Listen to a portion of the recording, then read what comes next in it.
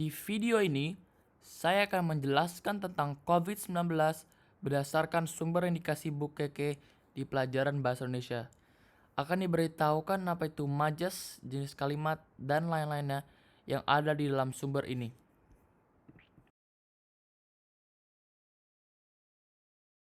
Apa itu majas? Pengertian majas adalah gaya bahasa yang digunakan untuk menyampaikan pesan dengan cara yang imajinatif atau berupa kiasan. Sifat majas secara umum adalah tidak pada makna yang sebenarnya atau kiasan atau bermakna konotasi. Ada 4 tipe majas.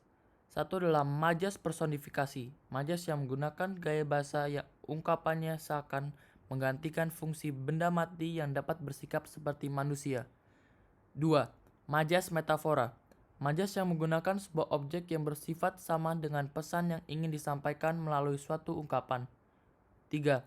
Majas asosiasi, majas yang menggunakan ungkapan dengan membandingkan dua objek berbeda namun dianggap sama yang dilakukan dengan pemberian kata sambung bagaikan bak atau seperti. 4. Majas hiperbola, majas yang menggunakan sebuah objek yang bersifat sama dengan pesan yang ingin disampaikan melalui suatu ungkapan. Contohnya adalah, apa yang terjadi dengan bangsa ini?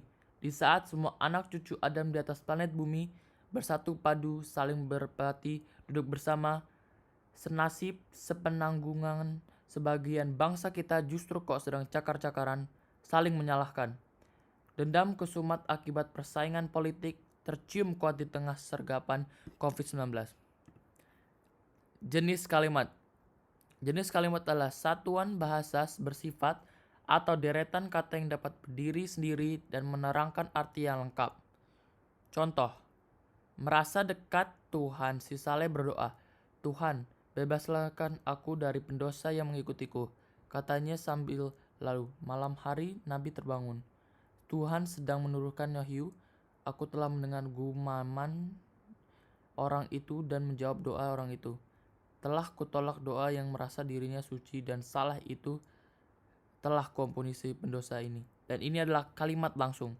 Dan contoh kalimat tidak langsung adalah, adakah seorang yang secara logis tidak cemas dan tidak takut dengan virus?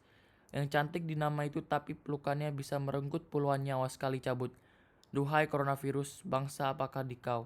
Apakah engkau juga makhluk Tuhan? Analisis tujuan dan target pembaca. Analisis tujuan adalah mempunyai fungsi untuk mengumpulkan data-data yang terdapat pada suatu lingkungan tertentu. Juga digunakan untuk melakukan penelitian dalam berbagai subjek keilmuan. Target pembaca adalah mempunyai fungsi untuk membuat karya tulisan ilmiah yang berhasil atau tercapai. Dan contoh dari sumber dikasih itu, tujuan teks tersebut adalah untuk menginformasikan situasi terkini dalam pandemi COVID-19 dengan relasi agama yang kuat bahwa masyarakat kini menakuti pandemi tersebut lebih dari takut dengan Tuhan. Target pembaca tersebut adalah masyarakat Indonesia yang sedang menghadapi pandemi COVID-19 dengan pendidikan atau pekerjaan apapun mengutamakan agama Islam dikarenakan banyak perkataan Allah dan Nabi. Tipe teks dan struktur. Tipe teks mempunyai fungsi untuk meliputi teks narasi seperti deskripsi, eksposisi, dan lain-lainnya. Masing jenis-jenis memiliki manfaat dan tujuan yang berbeda. Struktur mempunyai fungsi untuk menjelaskan benda atau suatu hal yang dideskripsikan. Contoh, tipe teks tersebut adalah kolom opini yang bisa dibuat dengan ahli di topik tersebut tetapi bukan dari agensi. Struktur teks tersebut adalah tulisan kolom opini tidak mempunyai struktur tertentu yaitu pendahuluan dan penutup. Kolom opini berisi langsung tubuh tulisan dan judul singkat.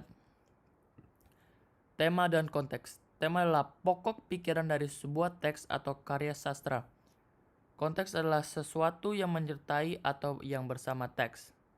Contoh, tema dalam kolom tersebut adalah status sosial masyarakat dengan agama yang didampak oleh penyebaran pandemi virus corona. Konteks dalam kolom tersebut adalah waktu yang dibahas adalah masa kini yang menjadi tren saat ini yaitu pandemi virus corona. Lokasi yang adalah negara Indonesia dan situasi pandemi corona dalam Indonesia dan koneksi yang terhadap agama. Nada dan rasa. Contoh, Nada. Dalam kolom tersebut kita bisa melihat nada yang statis, yaitu menggalikan dan merenung. Kami semua hilang dan bingung untuk apa yang harus dilakukan. Rasa. Topik yang diberitahukan adalah topik yang menegangkan dan gelap. Kami tidak mengetahui bahwa virus corona telah mengefek masyarakat sampai di bawahnya topik agama.